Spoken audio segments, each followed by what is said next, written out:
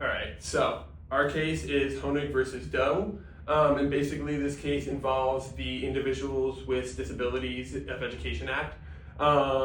In this case, there were a couple students with mental disabilities who were acting out in class, and due to their physical altercations in class, they were suspended by the school board indefinitely. However, the student had an IEP, which is an individualized education plan, and the automatic suspension just based off of their disability interfered with their IEP, because their IEP gives them a constitutional right to a fair education, and suspending that student based on just the actions of their disability counteracted the IEP. So we're going to act out exactly what happened and how it got to the Supreme Court and what came out of it. Good. Hello everyone, I'm John Doe. I have an IEP. This helps the school set up a design to help me cope with my aggression. However, an after-school activity occurred. I choked out a fellow student. Officials broke it up, and then it was later reported. Go. All right, after this physical altercation during a school activity, Doe was ultimately reported to school officials, where the school officials ultimately decided that he would be getting suspended indefinitely due to his physical altercation. Go. Come on, bro, it's that easy.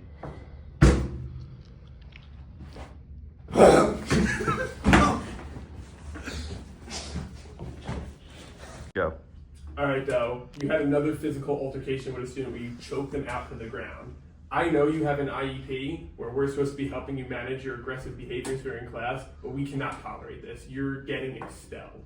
Like I said, I know you have a mental disability where you have aggressive behaviors, and we're supposed to be giving you an education and helping you through that, but we draw the line at this. We're not going to tolerate it. So as of now, you're going to be suspended until the conclusion of the expulsion proceedings. This isn't right! After sitting down with the principal, I will now be suing the school for violating my IEP and violating my Individual Disability Education Act. Go. All right, so simultaneously while this is going on with John Doe, there's another kid going by the name Smith who's in a very similar situation with his school. He had an IEP, which was protected with the Individuals with Disabilities Act, and he had an IEP for disruptive behavior, but unfortunately, unlike John Doe, he engaged in a situation and the school ended up suspending him as well. All right, Smith. We know you have an IEP for your disruptive behavior in school, and we're supposed to be giving you an education to work around that. However, the verbal comments you're making to other students today, we're just no longer going to tolerate, and we're suspending you for your disruptive behavior until we sort everything out.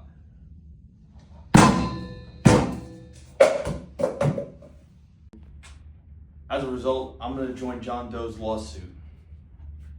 There is no exception for the level of dangerousness or severity. Therefore, you cannot use your discretion of the incident to override their constitutional rights of their IEP. They cannot be suspended for any level of dangerousness until all proper proceedings take place. A suspension as expulsion proceedings are still pending. It is not allowed in violating their rights. You need to follow stay put provisions. This does not allow any placement changes unless all proper protocols are followed. I am ruling that schools cannot expel or permanently suspend Doe or Smith. I am also issuing orders so that all officials must comply with these rulings. This is unconstitutional. You must cancel the expulsion proceedings, return Doe to his school, and complete the IEP review. Go. All right, so basically what all the judges in the courts just said was, regardless of the dangerousness or severity of the event that took place, just as you saw Doe choke out another student, you cannot suspend or expel someone in terms of violating their IEP until all proper proceedings and reviews take place. So although they might eventually be suspended, you cannot suspend them and throw them out of school, regardless of how serious that might have been, until proper proceedings. So, hypothetically, Doe could have choked out that student, and he's still allowed back in school until proper proceedings take place, which some of you might be saying is a little extreme given the severity of that event. After all this being said, Honig came in, who's a superintendent of California, and he said, whoa, we can't just move along with this. We have to make some provisions to the Stay Put Act, which we need to have a cert, to have a dangerous exception. So the student still has an IEP. However, they can't, if excessive harm is being done, there is a way for students to still get suspended to ensure that our students will be safe in schools. Go. All right, in conclusion, just to wrap up our case of Honig versus Doe. So there were some students with IEPs dealing with aggressive behaviors in their class and verbal comments of aggression. And basically they acted out on these acts, but they had an IEP for the school to help them with it. But because of the nature of their acts, of which they happened, those specific incidents, school said, no, we're suspending. We're not tolerating this. So then Doe and Smith, the other kid, came and said, well, we have an IEP, we're suing you. After the courts went back and forth, the courts ultimately said, hey, we have a stay put provision, which is basically you can't suspend these kids for that because of their IEP until all proper reviews are done and all proper proceedings are finished of the incident, then you can suspend them. So they stay put, they do not get expelled or anything until everything's done because of their IEP.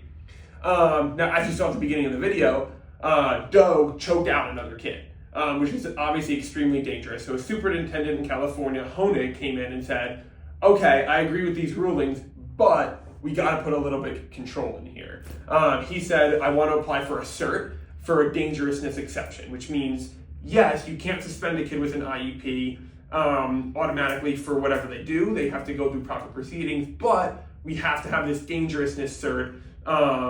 So there is some discretion for any extreme acts or anything like that. And that got approved by the Supreme Court in a 6-2 ruling. And that's pretty much wraps up what the Honig versus Doe case is.